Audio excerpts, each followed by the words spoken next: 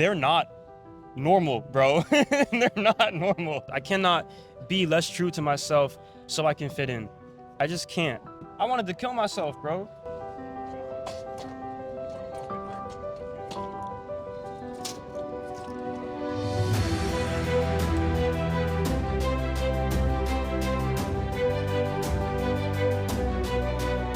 What's your name? Christian, yours? Christian Bennett. Bennett. Nice to meet you. Likewise. Where are you from? I'm from right over there. Nice. It's a good Yeah. place right over there. The first thing I want to say, did you think of some moments yourself that you wanted to share? Yeah. Okay, so you could just tell them to me, and then we'll just talk about them a little bit. And I could ask you some questions. Sure, yeah. The most meaningful moment of my life, I actually didn't think it was meaningful at the time until later in my life. I'm 20 now.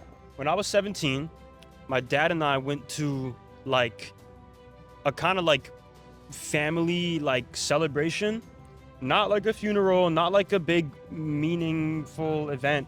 Well, the meaning was celebrating the life and legacy of my still alive great aunt. She basically mentored and inspired a lot of my distant family, so a lot of my aunts and uncles and my dad himself. And she has this quote from Hamlet, which is, "To thine own self be true," or "to thyself be true." And that's like her thing. That's her motto. That's my like family quote.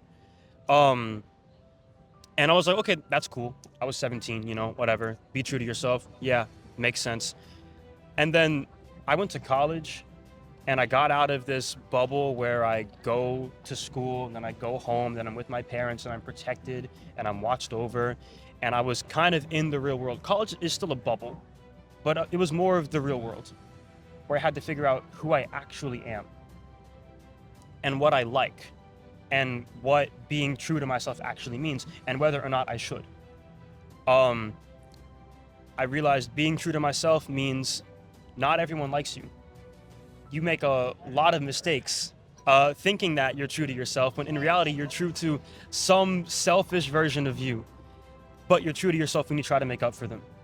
You're true to yourself when you stand up for something that you truly believe in, that others disagree with you about, or they completely turn away. There's a lot of people that I've known, especially recently, that I absolutely despise because of the things that they've done or the things that they believe. And I will tell it to their face. And it sucks when other people don't care. But I have to do it, or else I know I will think about it for the rest of my life. I should have done that. I should have been true to myself. And a more stressful thing is that I'm realizing what's true for me is not convenient for the world. You know what I'm saying?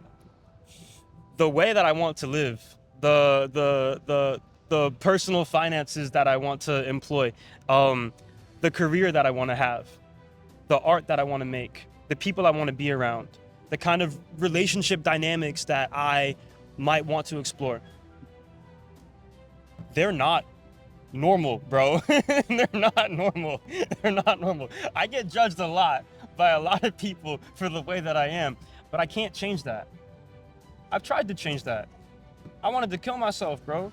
I can't change myself for others. I cannot be less true to myself so I can fit in. I just can't. What's true for me has to be the way that I live my life. Every day I have to just ask myself, what's next that will make me feel like I'm honest with myself? Because when I'm honest with myself, I'm honest with God. I'm closer to God. I believe in God, despite being, not looking like a regular Christian, Anyway, you get the point. You know what I'm saying? To thyself be true. You have to be. You really have to be, or at least I do. You know what I'm saying? So I try to put an honest self forward every day. What you see is what you get. The way that I talk or the things that I believe, they're not going to change based on the people that I'm around. Be true to myself, no matter what it costs. And it was just a phrase. It was just a phrase that I heard at the end of high school, from some old folks that I hadn't met before. And I didn't know how much it meant or how much it would mean down the line. Yeah, that's the most meaningful moment in my life. Thank you, man. Thank you for listening. Thank you. There is a deep, cosmic, universal wisdom that flows through you. Thank you. That phrase has meaning because you have been able to give it meaning. Yeah. The same 20-year-old that went through the same experiences as you, but doesn't have your spirit, might still look at that phrase that's just a phrase. When is the last time that you were not true to yourself?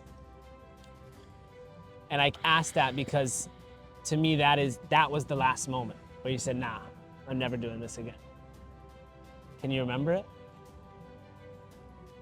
I was like about to get into a relationship of a not romantic type with someone that I just knew wasn't good for me. I just knew it. And it was like, who am I being true to? You know, the person I am for the next 20 minutes until I regret it, or the person that I actually am that knows what the right thing to do is. I gotta be true to myself. And I wasn't.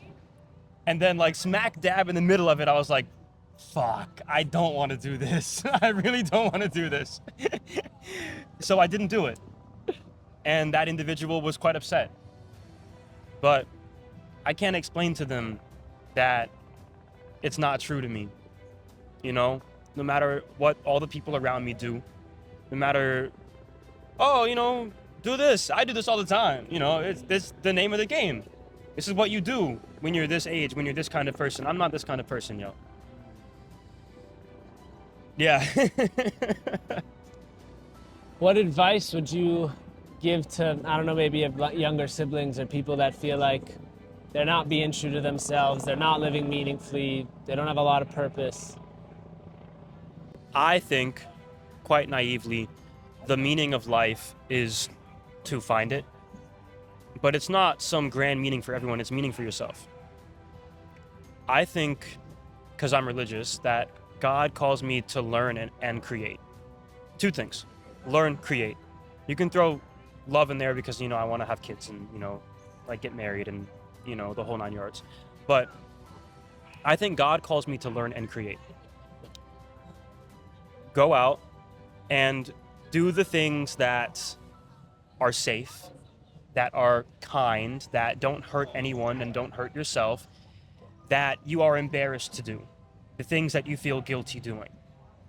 Because there are a lot of guilty pleasures that are only guilty pleasures because you are guilty about doing them, not because they're wrong. Treat everyone the way that you would like to be treated, and find yourself doing the things that people would call you weird for. And when they call you weird, say thank you. Except that you're not normal if you're not. That's just how you are. You can't deny that for the rest of your life. You're gonna kill yourself. Yeah, that's my advice. It's beautiful advice. Thank you. I've collected over 200 stories now. Also, whenever you want to leave, just let me know. Yeah. Please. I've collected over 200 stories and I've got them all in a database and I analyzed them and I found 27 common themes that show up across these moments of meaning, that drive meaning in people's lives.